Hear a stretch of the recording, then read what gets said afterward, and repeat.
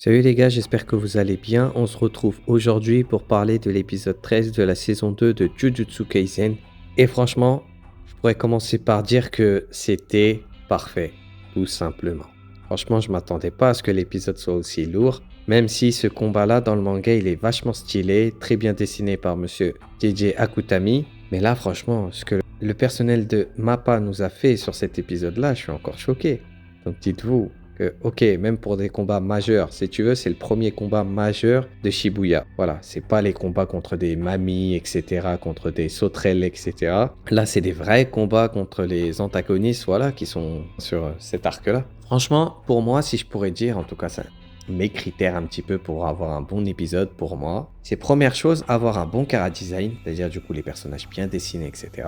Une bonne mise en scène, parce que la mise en scène, pour moi, c'est l'un des trucs le plus importants. Parce que tu peux bien faire de l'animation et tout, mais s'il n'y a pas une bonne mise en scène qui va avec, ça sera de la merde, ça sera fade. Bonne OST, qui a été plutôt bien choisie, surtout parmi ceux de mes préférés. Et bien évidemment, dernier point, l'animation. Voilà, pour moi. Après, voilà, je sais que beaucoup de personnes mettent l'animation en premier. C'est votre choix, il n'y a pas de souci. Mais franchement, dans cet épisode, on a eu aussi pas mal de jeux de couleurs avec du bleu et du rose. Et puis, j'aime bien ce côté-là, vu qu'ils sont dans une gare, quoi, dans un métro limite. T'as un peu des panneaux d'interdiction de courir ou tu vois, la sortie, elle est par là. Puis tu vois, Yuji tout au début courir, la gare, elle est vide, tu vois. Donc c'était des petits trucs que j'aimais bien. Puis même pendant qu'ils se battent, t'as pas mal de LED qui s'allument, qui s'éteignent, je sais pas. Tu vois, c'est des petits détails, mais qui font que tu ressens la puissance des impacts du combat autour d'eux. Même Chozo,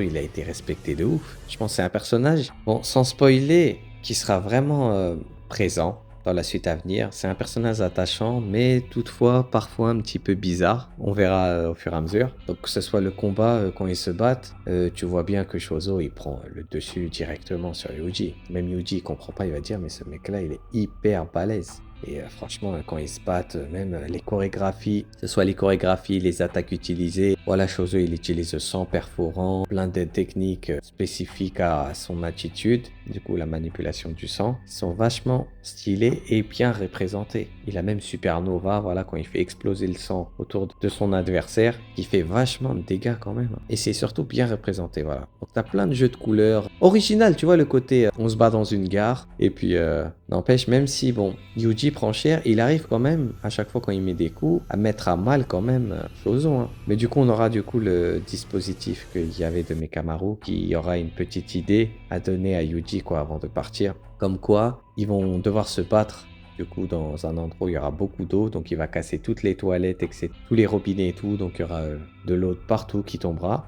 Mais tu vois bien quand même comme Chozo, il s'y attendait pas en fait qu'il puisse pas utiliser son attitude alors qu'il y a plein d'eau. Donc c'est la preuve qu'il manque quand même un peu d'expérience. Mais alors imaginez Chozo avec un entraînement et une expérience de combat, à quoi il devrait ressembler quand même? C'est de se dire. Et puis voilà, là à ce moment-là, c'est combat d'homme à homme, comme on dit, que des coups de poing, chorégraphie. Franchement, c'était magnifique. Puis t'as même certains plans à la première personne, du coup, en POV, et qui sont super bien faites. Tu vois, en fait, tu suis bien les personnages dans leur combat, tu vois, c'est très visible, c'est coloré, c'est beau, c'est fluide, franchement, rien à dire. Sur cet épisode-là, bah voilà, c'est du pur fight, mais c'était un épisode vraiment... c'est facile, pour l'instant, meilleur épisode de Shibuya. Et puis à partir de cet épisode-là, je peux clairement dire que ça va être vraiment très intense. Surtout, je me suis relu Shibuya il n'y a pas très longtemps, il y a quelques jours. Donc, il y a des épisodes vraiment cool qui vont être bien avec des bons combats. Même, je pense, le prochain épisode et celui d'après, il y aura une bonne tension avec des bons combats. Mais du coup, pendant une période, Yuji va croire qu'il pourra gagner, mais il va se faire surprendre par Chozo, quoi. Et Chozo, du coup, au final, bah, il va battre Yuji. Même si Yuji, il a réussi quand même à mettre de bons coups, tu vois bien qu'il a pris extrêmement de dégâts Yuji. Voilà, il saigne de partout, puis il se régénère pas parce que voilà. C'est ça que j'aime bien dans Jujutsu Kaisen, c'est que avec Yuji, il n'y a pas tout le temps Sukuna qui reprend le dessus, hop, le démon qui reprend le dessus, je te soigne, etc.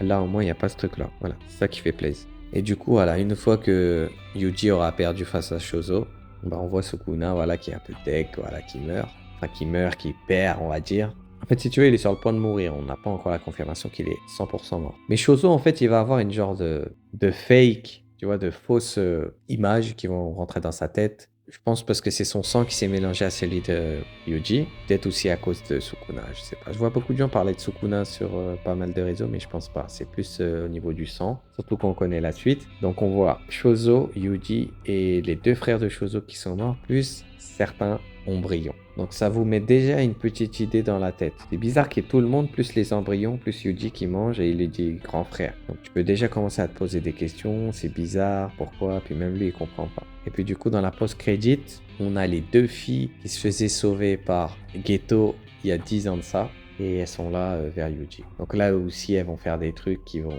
faire que ça sera vraiment la merde. Donc voilà, épisode 13, vraiment qualitatif, voilà. Et je vois que sur les réseaux, tout le monde est d'accord. Puis voilà, c'est l'un des meilleurs épisodes de cette année, voire de Jujutsu Kaisen tout court, tout simplement. Alors imaginez pour un combat comme ça, il y a des combats à venir, même pas que Shibuya les gars, à venir, qui seront dingues. Mais il faudra être patient. Donc merci. Merci JJ Akutami d'avoir créé Jujutsu Kaisen et de nous permettre de kiffer. Et surtout, voilà, c'est surtout pas l'animation qui m'a fait kiffer le combat, c'est surtout la DA, la mise en scène, la chorégraphie et tout, comment ça a été exécuté. L'animation, c'est un petit plus, voilà. Mais comment ça a été exécuté, c'était stylé, j'ai kiffé, tout simplement. N'hésitez pas à me dire dans le champ commentaire ce que vous avez pensé de l'épisode et qu'est-ce que pour vous est le plus important dans un épisode. Comme je l'ai dit, votre top, on va dire, est-ce que c'est l'animation, la chorégraphie, la DA, la mise en scène, etc. Je suis curieux de savoir ça. Ok, prenez soin de vous, on se dit à bientôt, ok? Allez, tchuss!